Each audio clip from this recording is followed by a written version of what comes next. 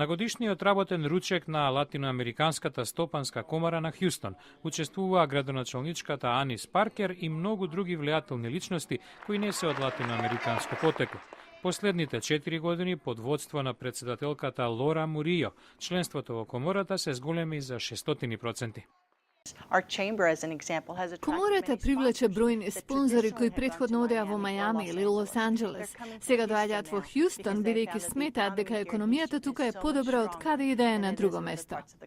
Многу бизниси се решаваат да наемуваат локални латиноамериканци затоа што може да помогнат во воспоставување на врски со земјите од Латинска Америка.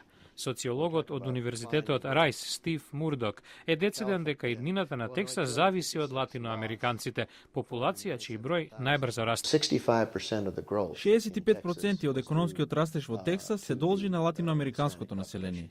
Додека растежот во другите сојузни држави главно се должи на напливот на латиноамерикански имигранти.